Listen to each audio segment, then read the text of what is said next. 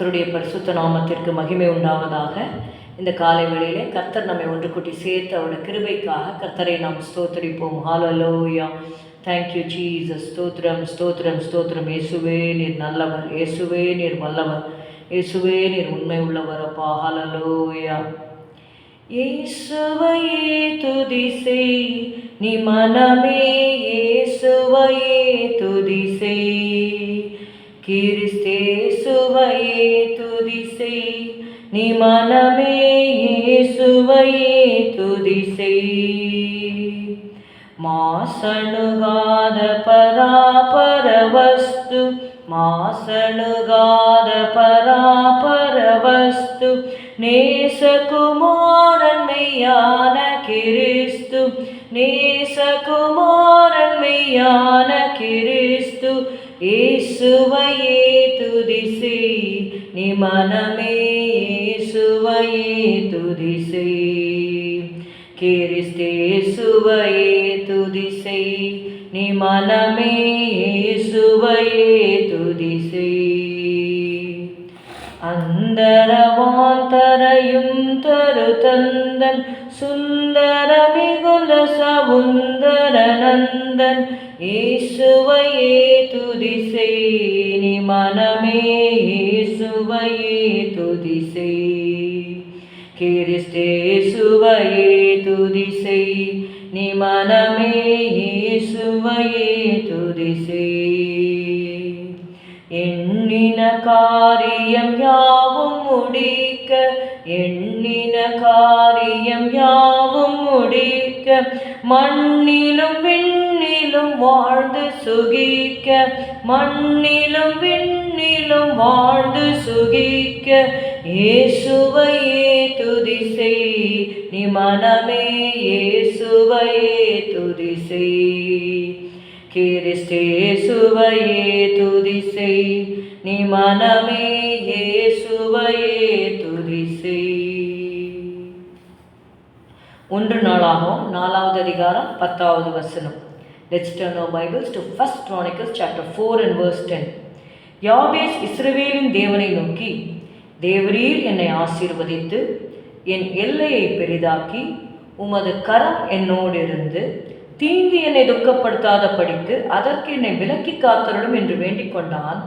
அவன் வேண்டிக் கொண்டதை தேவன் அருளினார்.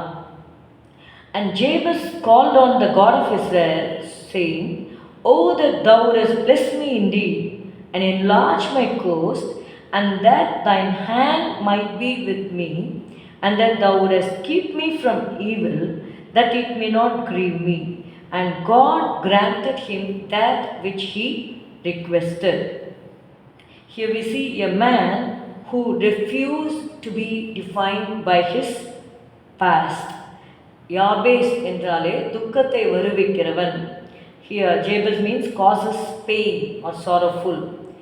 Jabez's name is connected with sorrow. Yet his prayer shows he did not accept his identity as his destiny. அவங்க தாய் துக்கத்தோடு இவன் ஒரு துக்கம், இவனால் அவங்களுக்கு எந்த விதத்தில் துக்கம் உண்டானது என்பது நமக்கு தெரியாது. ஆனால் இவனுடைய பிறப்பின் நிமித்தம் அவங்க துக்கப்பட்டிருக்கலாம் ஏதோ ஒரு விதத்தில். ஆனால் யாபேஸ் அதை அவங்க வீட்டில் எல்லாரும் சொல்லியிருக்கலாம். ஆனால் என்ன சொல்லியிருந்தாலும் அதை அவன் ஏற்றுக்கொள்வதற்கு தயாராக இல்லை. அதை வைத்து அவனுடைய பெயரை அதன் மூலமாக தன்னுடைய வாழ்க்கையை அவன் கணிக்காமல் ஜெபம் செய்து அந்த பெயரின் அந்த டெஸ்டினியை அவன் மாற்றினான், அந்த லக்கை மாற்றினான் என்று சொல்லி பார்க்கிறோம். He prays, Lord, oh that thou dost bless me indeed and enlarge my coast, enlarge my territory. இங்கே நம்ம வாசிக்கிறோம், தேவரீர் என்னை ஆசீர்வதித்து என் எல்லையை பெரிதாக்கி. இதை பார்க்குற யாபேஸ் இஸ்ரவேலின் தேவனை நோக்கி. நமக்கு தெரியும், Jacob became Israel by really contending, by fighting with God. ஆண்டவரோட போராடினான் என்று சொல்லி அவன் நம்ம வாசிக்கிறோம். தேவனோடு போராடி அவன் மேற்கொண்டான் என்று சொல்லி பார்க்கிறோம். நீ தேவனோடும் மனுஷரோடும் போராடி மேற்கொண்டாயே என்று சொல்லி யாக்கோபை தேவன் இஸ்ரவேலாக மாற்றினான் என்று அவனுடைய பேரை மாற்றினான்னு பார்க்குறோம். அதனால் அவன் இஸ்ரவேலின் தேவனை நோக்கி அவன் ஜெபிக்கிறான். தேவரீர் என்னை ஆசீர்வதி, என் எல்லையை பெரிதாக்கி. We should always pray to God for enlargement. அதாவது போதுமென்கிற மனதுடனே கூடிய தேவபக்தியை மிகுந்த ஆதாயம் என்று எழுதப்பட்டிருக்கிறது. ஆனால் நம்ம இந்த உலகத்தில் வாழப்போகிறது ஒரு முறை தான் வாழப்போகிறோம். அதனால் கையின் பிரயாசங்கள், நீங்கள் சாம் 128 சங்கீதம் 128 நீங்கள் வாசிங்கன்னா, உன் கைகளின் பிரயாசத்தை நீ சாப்பிடுவாய், உனக்கு பாக்கியமும் நன்மையும் உண்டாயிருக்கும் என்று சொல்லி நம்ம வாசிக்கிறோம். ஈசாக்கை குறித்து வாசிக்கும் பொழுது அவன் வர வர விருத்தி அடைந்து மகா பெரியவனானான் என்று நம்ம வாசிக்கிறோம். ஆபிரகாமை குறித்து வாசிக்கும் பொழுது அவருடைய வேலைக்காரன் சொல்லுகிறாரு, கர்த்தர் என் எஜமானை ஆசீர்வதித்திருக்கிறார், அவர் சீமானாய் இருக்கிறார் என்று சொல்லி நம்ம வாசிக்கிறோம். அதே போல் யாபேஸ் இந்த காரியங்களை எல்லாம் கட்டாயமாக தன்னுடைய ஃபோர் ஃபாதர்ஸ் அவங்க எப்படியெல்லாம் அவங்க ஆசீர்வதிக்கப்பட்டாங்க என்பதை அவன் நிச்சயமாகவே அறிந்தவனாக இருக்கிறான். யாக்கோபு கூட சொல்லுகிறாரு, நீர் என்னை ஆசீர்வதித்தால் ஒழிய நான் உம்மை போக விடேன் என்று சொல்லி அவன் ஆசீர்வாதத்தை பெற்றுக்கொண்டான் என்று வாசிக்கிறோம். இப்போ யாபேசுடைய வாழ்க்கையிலும் அவனை துக்கம் என்று சொல்லி அவங்க அம்மா பேரிட்டிருந்தாலும் அவன் சொல்கிறான், தேவரீர் என்னை ஆசீர்வதித்து என் எல்லையை பெரிதாக்கி. It calls for growth, but growth is always கப்பிள்ட் with responsibility. நிறைய பேருக்கு வளர்ச்சி இருக்கணும்னு ஆசை, ஆனால் அதற்கு கூடவே உத்தரவாதமும் இருக்கும் என்பதை நம்ம மறந்து போகக்கூடாது. Jabez does not merely ask for comfort but for expansion. Enlarged borders often imply greater stewardship, influence and accountability. Blessing is safe only with the hand of God. அதனால் தேவரீர் என்னை ஆசீர்வதித்து எல்லையை பெரிதாக்கி என்று சொல்லிவிட்டு அவன் சொல்கிறான், உமது கரம் என்னோடு இருந்து. அதனால தான் நம்ம வாசிக்கிறோம், கர்த்தரின் ஆசீர்வாதமே ஐஸ்வர்யத்தை தரும், அதனோடைய அவர் வேதனையை கூட்டார். So God nose.